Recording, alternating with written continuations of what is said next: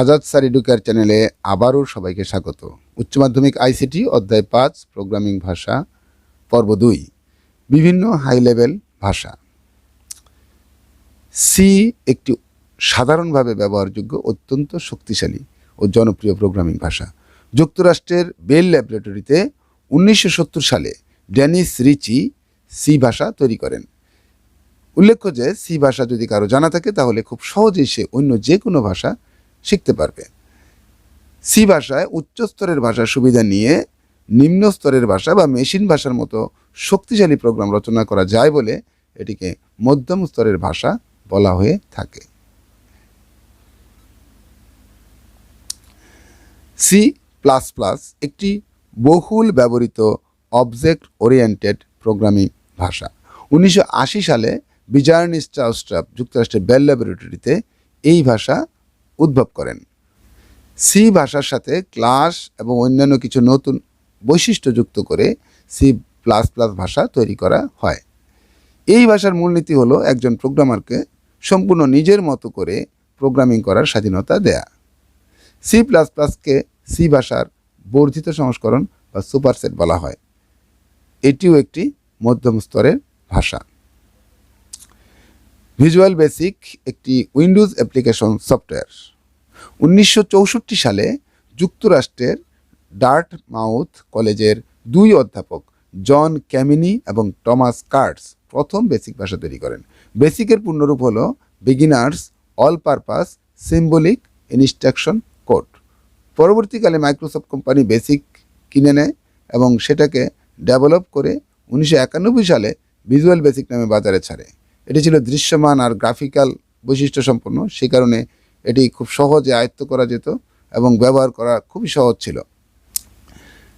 Java একটি অত্যন্ত শক্তিশালী ডাইনামিক হাই লেভেল সম্পূর্ণ অবজেক্ট ওরিয়েন্টেড ক্রস প্ল্যাটফর্ম ও জেনেরিক প্রোগ্রামিং ভাষা।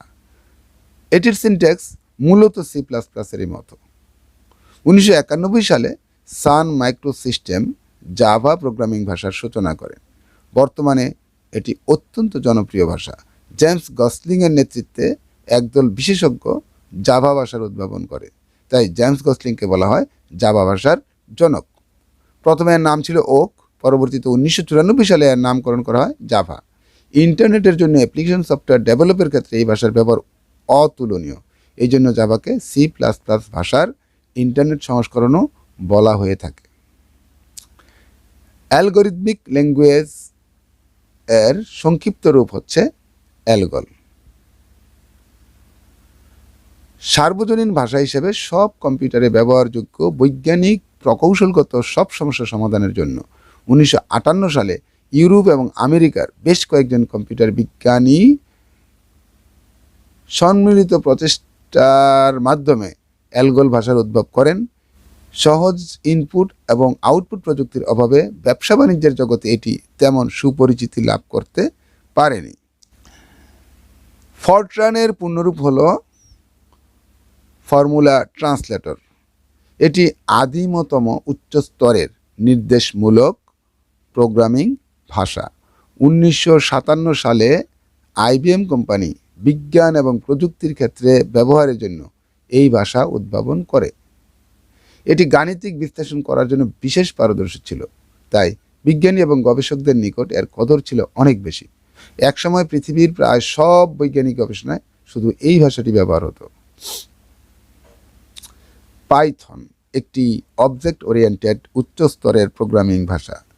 ডাইনামিক ওয়েবসাইট অ্যাপ্লিকেশন সহ অনেক কিছু তৈরিতে এই ভাষা কিন্তু ব্যবহার করা হয়।